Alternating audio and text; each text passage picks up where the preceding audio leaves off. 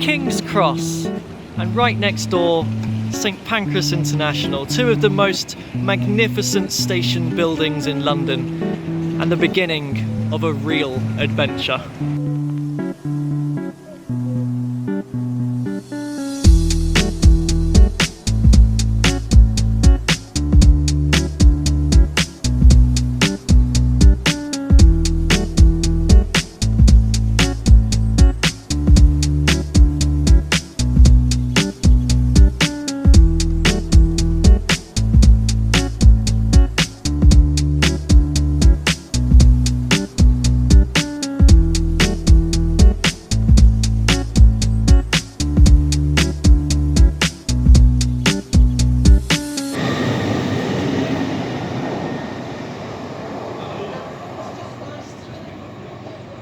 Welcome to Berwick-upon-Tweed, the most northern town in England, and by association, the most northern station in England. And it's just occurred to me that I've now done all of the compass points. Lowestoft is the easternmost and Penzance is the southern and westernmost. If you were saying Great Britain, of course, and including Scotland, obviously there's one further north, and there's also one further west that beats Penzance. We're here to focus on Berwick-upon-Tweed though, so let's have a walk around. And my first destination on my tour of Berwick-upon-Tweed is the Royal Border Bridge, this magnificent viaduct over the River Tweed itself.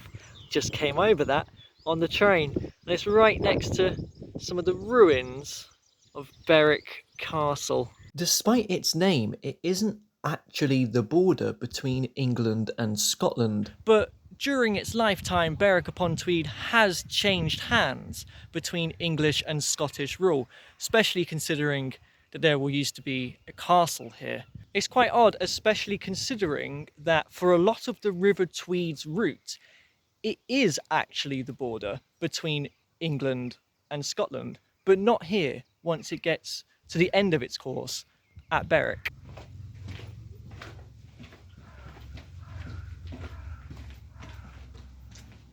I think this is definitely one of the most impressive railway bridges slash viaducts that I've come across. A great way to kick off my explore of Berwick-upon-Tweed.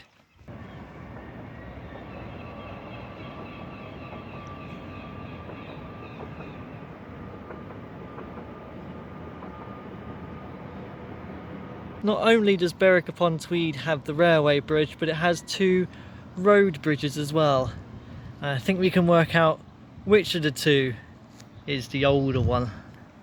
I like how from here you can see the three Berwick bridges and how they ascend in height as they go along. I've made it into the town now and I'm walking around on the old town walls. It's clear it's a very historical place just by walking around Berwick-upon-Tweed. Well worth a stop off if you're travelling along the East Coast Main Line. Of course I would come to the end of Berwick Pier to the lighthouse, because this is where the River Tweed is making its confluence with the sea, the mouth of the Tweed. Just the most perfect day really to be out by the coast. Sunny, little wind. If I was over on that side, I would definitely walk out to the end of that spit and tip my feet into the sea. It's just magnificent. It's really, really nice, Berwick-upon-Tweed.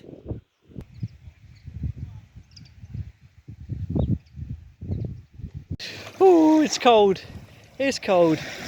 But I have to do it. I couldn't resist. This is the most north I have ever been in the sea.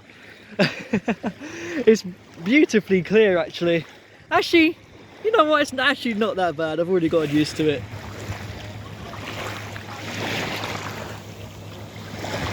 Oh, this is beautiful. I love this. Berwick-upon-Tweed.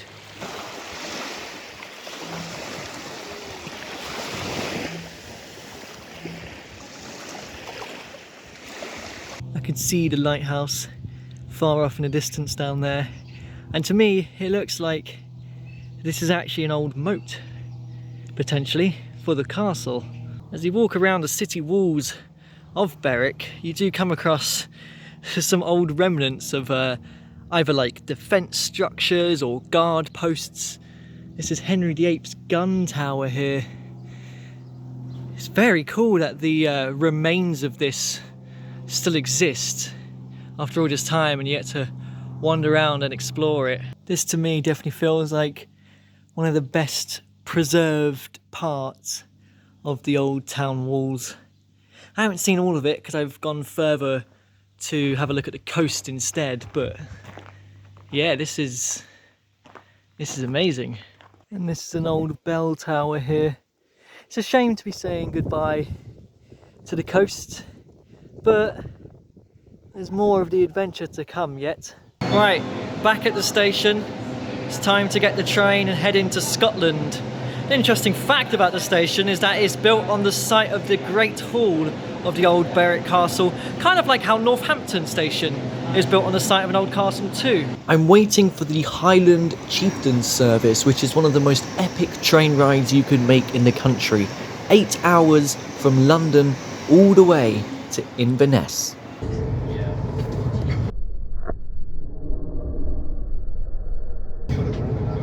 This train runs fast between Berwick-upon-Tweed and Edinburgh Waverley, not stopping at Dunbar and 2 relatively new stations called Reston and East Linton. Reston being opened the day before the Elizabeth line. And welcome to Scotland, or more specifically Haymarket. I'm not going all the way to Inverness today, but I've bailed here to have a ride on the Edinburgh Trams. Haymarket station is quite nice. It is category A listed, which is Scotland's version of England's grade 1 listing.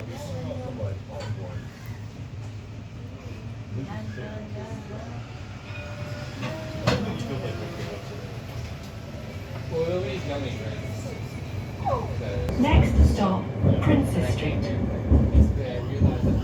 So the Edinburgh Trams opened in 2014 between the airport and a stop here called York Place, but last year the trams were extended through to Newhaven and this station closed. It was replaced by a new tram stop on the extension called Piccadilly Place.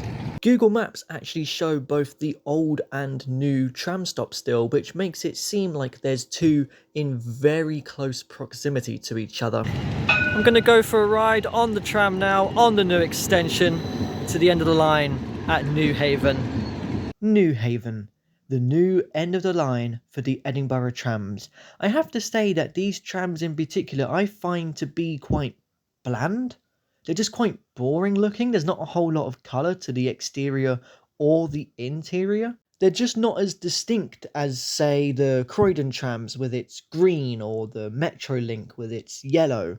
But I am now going to go for a ride on the entire route of the Edinburgh Trams, heading all the way back in towards the city centre.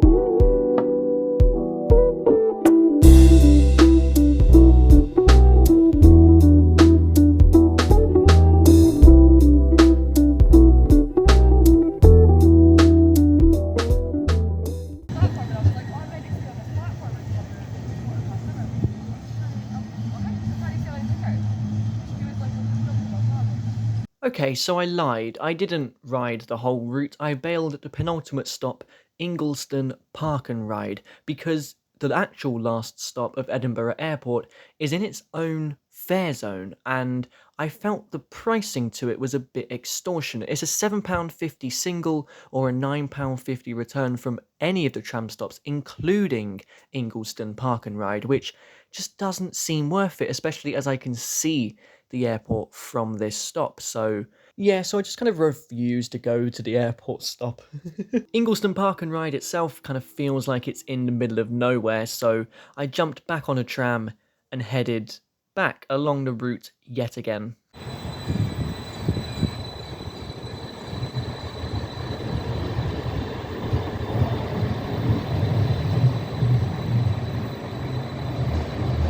I bid farewell to the trams at Edinburgh Gateway, which feels like it's the most largest and major stop on the tram network, coming from someone who didn't go to the airport. It is connected to a national rail station which only opened in 2016 to provide better connections to the airport, and for that reason I was expecting it to be quite busy, but strangely for this time of the evening it was very, very quiet. It's so warm in here though because of the glass. It's like a greenhouse. I actually can't describe it. It's so hot. And you come out onto the platform and it's so much cooler.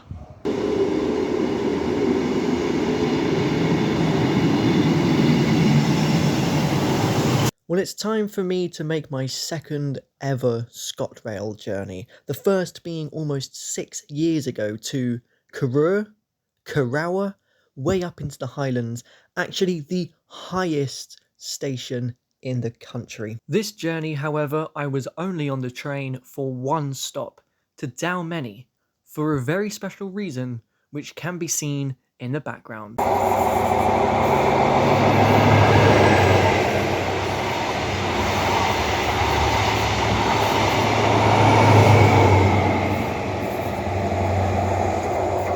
To get to where I'm going, I need to take this path. Luckily though, I'm going down rather than up. Now, Dalmeny Station is the closest to the Forth Bridge over the River Forth itself, and it is one of the most incredible and iconic railway crossings in the country. And I really do mean incredible. Every few feet, I would stop to turn and look at it and be like, oh, that's a better photo or that's a better video than the footage I took 2 feet to the east. And I feel like I got here at the perfect time during the evening sun. There were a lot of places that I wanted to visit in and around the Edinburgh area. I was thinking of travelling on the North Berwick and Tweed Bank branch lines, but I settled on coming up here to see the Forth Bridge, and I am really, really glad that I did because it is amazing.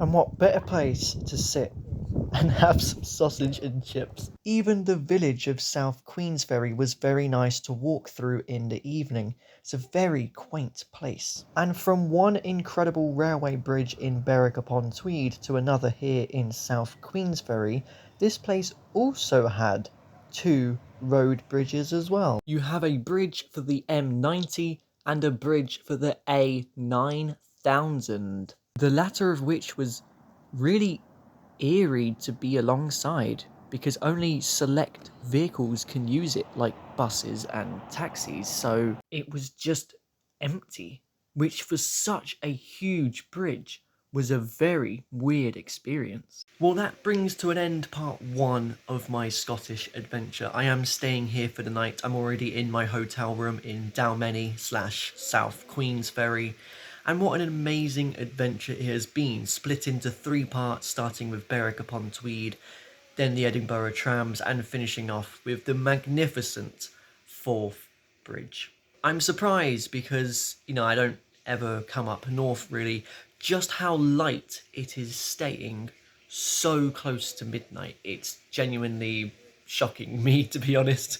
I'm used to it being dark at this time already. But tomorrow I'm going to head back into Edinburgh and spend an entire day exploring the city, so I cannot wait. Make sure you subscribe so you don't miss part 2 of my adventures in Scotland. I'll see you then. Despite its name, it isn't actually the border between Edinburgh and Scotland. I think Foot of the Walk is the best tram stop name out of all of them.